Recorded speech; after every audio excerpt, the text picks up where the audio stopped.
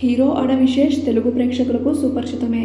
వరుస సినిమాలతో తన కెరీర్లో బిజీగా ఉన్న అడవిశేష్ గూఢచారి 2 మరియు నటి శృతి హాసన్తో కలిసి డెకాయిట్ అనే సినిమాల్లో నటిస్తున్నాడు. కాగా తాజాగా నటుడు అడవిశేష్ చేసిన పనికి నెటిజన్లు అతని మీద ప్రశంసల వర్షం కురిపిస్తున్నారు. దీనికి కారణం అడవిశేష్ తాజాగా తన అభిమాన అయినటువంటి క్యాన్సర్తో పోరాడుతున్న కీర్తి అనే పాపను కలిశారు. ఆ చిన్నారిని ఎత్తుకుని ఆడిస్తూ కబుర్లు చెబుతూ పాపతో టైం స్పెండ్ చేశారు అడవిశేష్. కాగా అడవిశేష్ను కలిసిన కీర్తి తన బాధనంతటినీ కొద్దిసేపు మరచిపోయి ఆనందంగా టైం స్పెండ్ చేసింది. ఇండస్ట్రీకి సంబంధించిన ఒక సన్నిహిత వ్యక్తి ద్వారా కీర్తి కుటుంబ సభ్యులను సంప్రదించారు అడవిశేష్.